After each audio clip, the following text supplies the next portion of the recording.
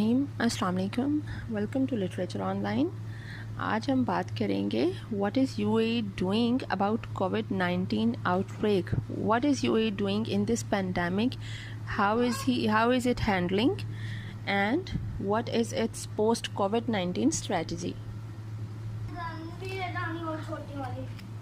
So first of all, when COVID-19 pandemic happened, when this corona happened, तो क्या किया इन्होंने? फ़ौरन से पहले लॉकडाउन कर दिया हर जगह पे। The offices were closed, the schools were closed, the malls were closed, everything was closed except the grocery stores. Grocery आप कर सकते थे, फार्मेसीज वर ओपन, ठीक है, बस वो हो गया। जैसे कि सभी कंट्रीज़ ने किया, इन्होंने भी वही किया कि वर्क फ्रॉम होम वाला सीन था और बाकी सब जिनका नहीं था वो बैठो। और टेस्टिंग हो रही थी मुसलसल। अंदाज़न 25,000 से 45,000 50,000 तक टेस्ट ये एक दिन में कर रहे थे, ठीक है। और उसमें से शुरू में तो 1,000 केसेस 1,700 केसेस भी पॉजिटिव आ रहे थे, लेकिन अभी वो रेशो काफ़ी कम हो गई है क्योंकि ग्रेजुअली सब ने जो है वो अपनी प्रिकॉशनरी मेजर्स ली हैं, ठीक है, सेफ्टी मेजर्स ले रहे हैं, जिसकी वजह से अभी जो केसेस हैं वो 300 to 400 रह गए हैं। तो काफ़ी कम हो गई है रेशो कोरोना केसेस की। दूसरी बात इन्होंने की, पहले तो लॉकडाउन बिल्कुल लॉकडाउन कर दिया था, everything was closed and in lockdown, लेकिन उसके और मूवमेंट रिस्ट्रिक्शंस वो बहुत ज़्यादा थी। और मूवमेंट वाज रिस्ट्रिक्टेड कि आप किसी ख़ास वजह से बाहर निकलो, और मुख्तलिफ़ जगहों पे तो बाहर जा ही नहीं सकते थे। इवन डेज़र्ट वगैरह में भी आप डेज़र्ट में भी नहीं जा सकते थे, ठीक है। बीचेस वर क्लोज्ड, बीच पे भी नहीं जा सकते थे, कहीं पे भी नहीं। जहाँ पे क्राउड होने का ख़तरा था वहाँ पे कुछ भी नहीं हो सकता था, वहाँ पे बैरियर्स लगे हुए थे और आप घर पे ही रहो तो बेहतर है। अब उसके बाद उन्होंने क्या किया, उसके बाद उन्होंने जून में 24 जून को ये थोड़ा सा खोलना शुरू किया है। और इन्होंने पहले इन्होंने लॉकडाउन को थोड़ा सा ईज़ किया और उसको टाइमिंग कर दी कि 6 AM से 10 PM तक ओपन रहेगा, आप लोग जा सकते हैं बाहर। 10 PM के बाद कोई बाहर नहीं निकल सकेगा, ठीक है। लेकिन उसके बाद उन्होंने 24 जून को इन्होंने इसको भी ख़त्म कर दिया और आप फिर सारी रात भी बाहर जा आ सकते हो, कोई प्रॉब्लम नहीं है उसमें, ठीक है। ये तो 6 to 10 वाला जो एक ईज़ थी वो भी हट गई, अब आपको 24/7 आ जा सकते हो।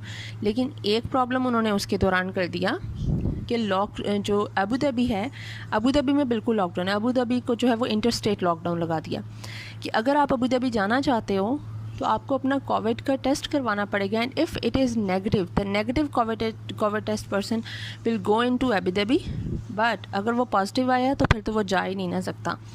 तो और अबू धाबी के जो अंदर लोग फंसे हुए हैं, अगर उन्होंने बाहर जाना है तो बाहर तो चले जाएंगे, लेकिन वापस अबू धाबी जाने के लिए भी उनको वो टेस्ट करवाना पड़ेगा।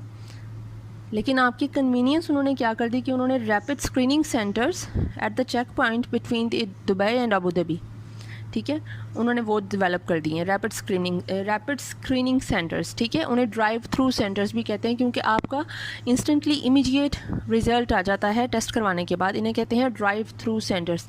इन्होंने ये ड्राइव थ्रू सेंटर्स बनाए हैं कोरोना टेस्टिंग के लिए अबू धाबी, फुजेरा, अल ऐन और दुबई की कुछ प्लेसेस में ये ड्राइव थ्रू सेंटर्स हैं। इन ड्राइव थ्रू सेंटर्स में आप लोग अपना टेस्ट करवाओ और फ़ौरन से पहले आपको रिज़ल्ट आ जाता है। और फैमिलीज़ के लिए कुछ ज़्यादा है कि फ़ैमिलीज़ अगर ऑनलाइन बुकिंग अपनी नहीं करवाते हैं, आपकी रिजर्वेशन नहीं है, तो वो फिर भी आप फ़ौरन जाओगे और आप जाओगे और जाकर टेस्ट करवा लोगे। फैमिलीज़ को इतनी आसानी दी गई है। लेकिन अगर बेचारे कोई लड़के हजरात हैं या कुछ हैं, उनको अपनी ऑनलाइन बुकिंग करवानी पड़ेगी और दे हैव टू वेट। अब ये जो अबू धाबी जाने के लिए जो रश था, आप ये देखें कि इतने ज़्यादा लोग जाते थे कि वीक डेज़ में ये जो डेली की स्क्रीनिंग थी वो 6500 पीपल की होती थी, ठीक है। वीकेंड पे ये क्वांटिटी बन जाती थी 8000 पीपल पर डे, और ईद हॉलीडेज़ में तो 10,000 और more people per day they have to screen daily, ठीक है। ईद हॉलीडेज़ में वो हो गया। दुबई में जो यूएई में कोरोना की कोविड की जो टेस्टिंग है वो 2 मिलियन इन्होंने करनी है ये 2 मंथ्स में। ये इन्होंने इतनी ज़्यादा लोगों को कन्वीनियंस दे दी है कि आपका टेस्ट तकरीबन हर बंदे का होगा ही होगा, ठीक है, ताकि आप लोगों का ये जो पॉजिटिव का रेट है ये कम हो जाए। जितने ज़्यादा टेस्ट होंगे आपको उतना ही पता चलेगा, आप उतना ही सेफ्टी मेजर्स लोगे और लोगों को रिकवर करने में टाइम लगेगा। अब वो हाल नहीं है ना कि आपके टेस्ट होगा ही नहीं तो पता कैसे चलेगा कि क्या हो रहा है क्या नहीं, कि कोई पेशेंट है या नहीं है, किसको आइसोलेशन की ज़रूरत है किसको नहीं है। इन्होंने होम टेस्टिंग सर्विस भी फैसिलिटेट कर दी कि आप और बुलाओ, कॉल करो और आपको कोई डिसेबल है तो वो होम टेस्ट के लिए आ जाएंगे, ठीक है। और मज़े की बात कि जो एम्प्लॉयज़ हैं जो जॉब कर रहे हैं कहीं पे कंपनीज़ के, हॉस्पिटल्स के साथ या गवर्नमेंट के साथ कुछ इस तरह के अग्रीमेंट्स हुए में कि जो एम्प्लॉयज़ हैं उनकी टेस्टिंग फ्री है, free of cost. They do not have to pay anything, not a single dirham for their test. Otherwise the fee of this COVID test is 370 dirhams, 370 dirhams, but employees are not going to pay anything at all. ठीक है। और ये जो हम drive through centres जो हैं ये corona testing के लिए, इन्होंने इसकी भी फ़ी कम कर दी है। Otherwise it is 370 dirhams, but when you go to a drive through center at the checkpoint between the Dubai and Abu Dhabi, तो आपकी वो फ़ी जो है वो 50 दिरहम पर पर्सन हो जाती है। इतनी कम कर दी है कि हर बंदा करवाए ज़रूर। इतनी ज़्यादा फ़ीस के चक्कर में ये ना हो कि लोग करवाएं ना करवाएं। और कुछ जगहों पे इन्होंने फ्री स्क्रीनिंग सेंटर्स भी बना दिए हैं कि जो बिल्कुल नहीं अफोर्ड कर सकते, जो लेबर है या कुछ इस तरह के लोग हैं जो नहीं अफोर्ड कर सकते, उनके पास इतने पैसे नहीं बचते हैं, या कुछ फारिग बैठे हुए वो न जा रहे हैं ना आ रहे हैं, वो फारिग बैठे हुए उनके पास जॉब नहीं है, तो वो भी अब जॉबलेस पीपल भी वो टेस्ट करवा लें फ्री ऑफ कॉस्ट। अब इन्होंने ये सारा कुछ जो है ये तो इन्होंने किया। अच्छा, मज़े की बात जो इन्होंने की है, जो Dubai is the Pioneer in this field and Dubai has done something extra ordinary and unexpected.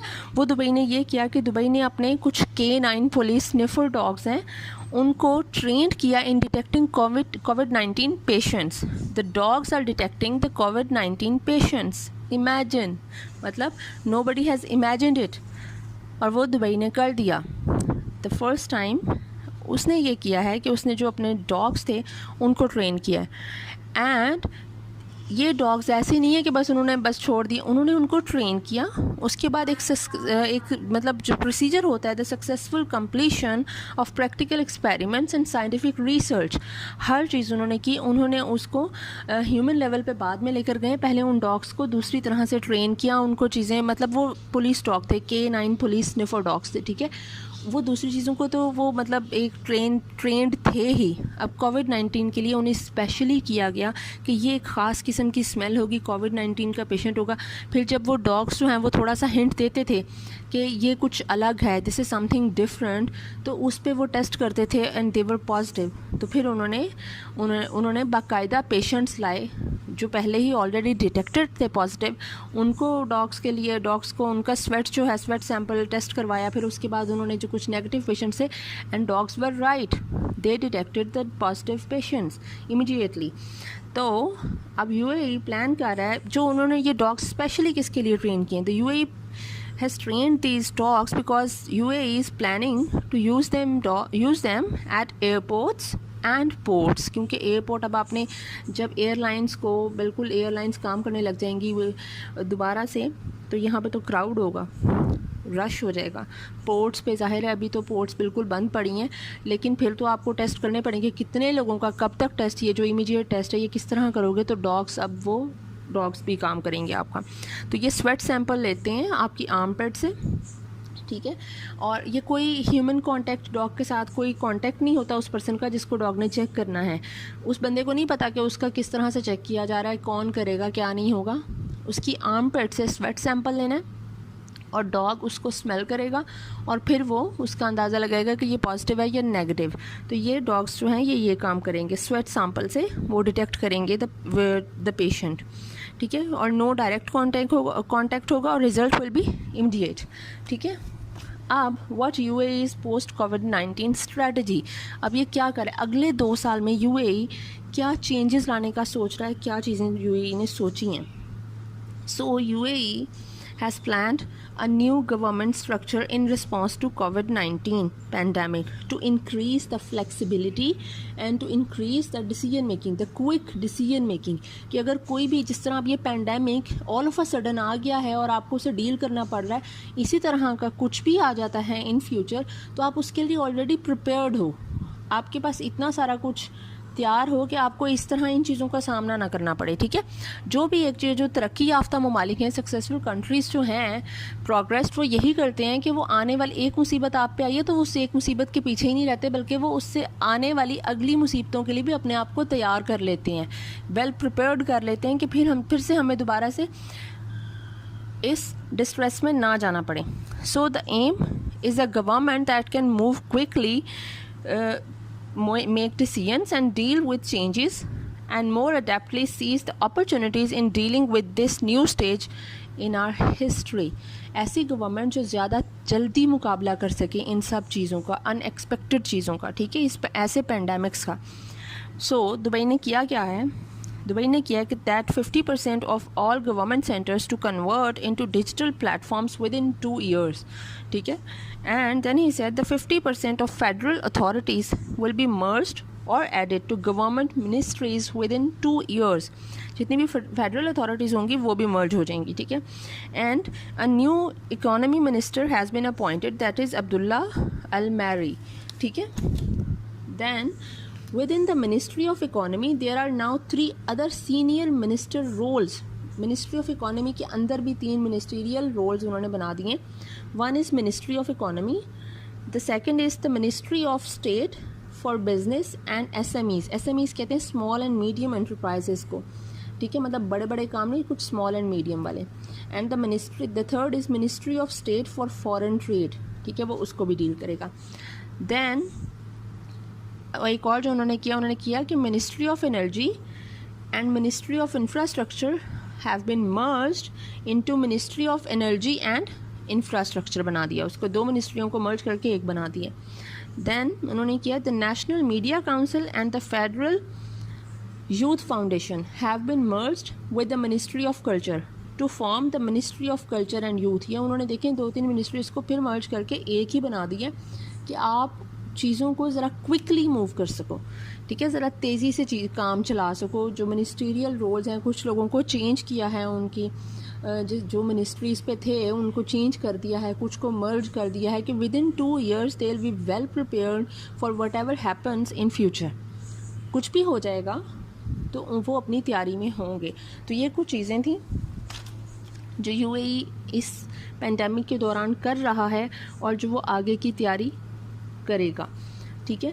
अब जिस तरह इन्होंने ये सबसे बड़ी बात तो ये थी कि इन्होंने जितनी टेस्टिंग को इम्प्रूव किया कि टेस्ट जितने ज़्यादा होंगे उतना ही ज़्यादा आप इन चीज़ों से बच सकोगे.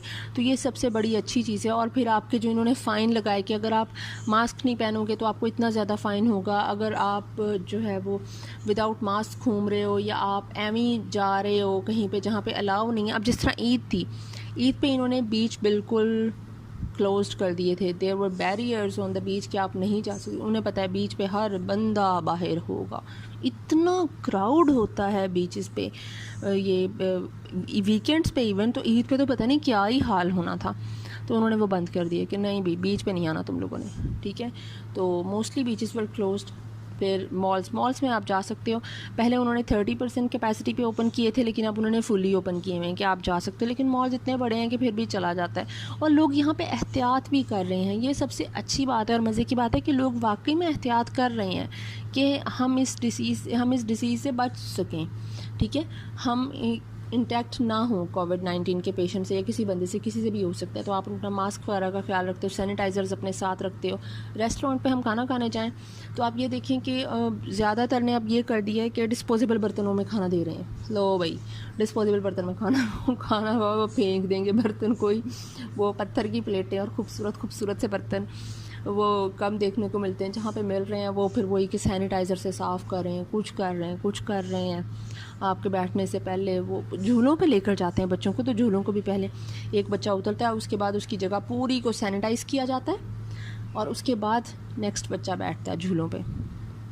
तो ये सब कुछ बहुत अच्छा, बड़ा मज़े का है. अगर आप किसी डॉक्टर के जा रहे हो तो इवन मतलब आपने जिस सीट पे बैठना है वो सैनिटाइज़र हो रही होती है. आपने वो जो डोर का हैंडल जिसको आपने हाथ लगाना है उस पर कुछ इस तरह की वो टेप्स यूज़ करते हैं, डिस्पोजेबल टेप्स हैं, वो लगा दी जाती हैं. जब आपने चले जाना है तो वो डिस्पोजेबल टेप उतार देते हैं उस हैंडल से. वो जो चेयर के जो हैंडल्स होते हैं, ठीक है, उन पे लगाई हुई होती हैं. आपने जाना है, उन्होंने साथ ही वो नर्स ने उतार के उसको फेंक देना और नई लगा देनी है नए पेशेंट के लिए, कि कोई भी आप किसी जर्म से इंटैक्ट नहीं हो.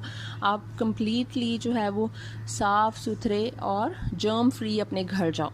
ये तो आई होप आपको अच्छी लगी होगी ये वीडियो, ये knowledge. Thank you so much.